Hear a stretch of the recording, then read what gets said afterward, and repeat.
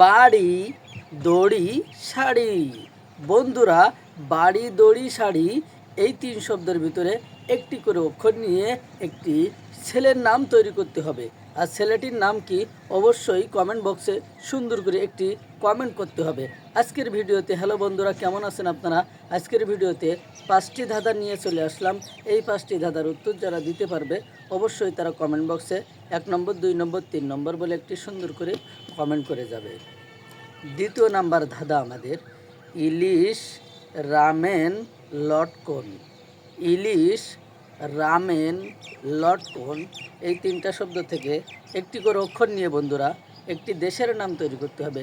দেশটির নাম কি হতে পারে অবশ্যই আপনারা বুঝে শুনে বুদ্ধি খাটিয়ে কমেন্ট বক্সে 2 নম্বর বলে একটি কমেন্ট করে যাবেন। 3 নম্বর ধাঁধা নিয়ে কথা বলবো। তো প্রিয় দর্শক, আপনারা যারা এই ভিডিও ফেসবুক, ইউটিউব, টিকটক যেখান থেকে দেখছেন অবশ্যই আমাদের ধাঁধার ভিডিওর সাথে থাকবেন। এরকম নতুন নতুন ধাঁধা আপনারা পেয়ে যাবেন ইনশাল্লাহ। এখন আমাদের 3 নম্বর ধাঁধা। 3 নম্বর ধাঁধা হবে দই মাল্টা। দই মাল্টা এই 2টা শব্দ থেকে একটি করে অক্ষর নিয়ে বন্ধুরা একটি সুন্দরী মেয়ের নাম তৈরি করতে হবে। আর সুন্দরী মেয়েটির নাম অবশ্যই কমেন্ট বক্সে কত নাম্বার 3 নম্বর বলে একটি কমেন্ট করে যেতে হবে। এখন আমাদের 4 নম্বর ধাঁধা নিয়ে কথা বলবো। 3 নম্বর অলরেডি চলে গেছে, 4 নম্বর নিয়ে কথা বলবো। পেয়ারা খেজুর। পেয়ারা খেজুর এই 2টা শব্দের ভিতরে একটি ছেলের নাম লুকিয়ে আছে। ছেলেটির নাম কি হতে পারে বন্ধুরা? আপনারাই চিন্তা ভাবনা করে বুদ্ধি খাটিয়ে একটু বলার জন্য চেষ্টা করবেন ছেলেটির নাম কি হতে পারে। এখন আমাদের লাস্ট ধাঁধা এবং 5 নম্বর ধাঁধা আপনাদের সামনে তুলে ধরব।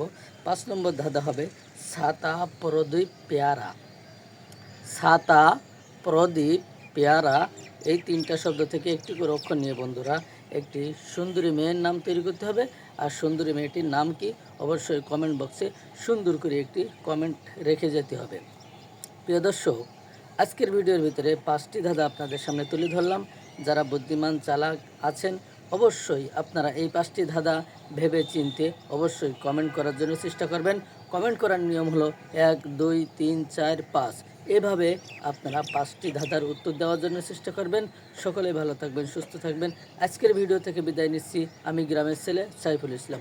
ভালো থাকবেন, সুস্থ থাকবেন। আসসালামু আলাইকুম।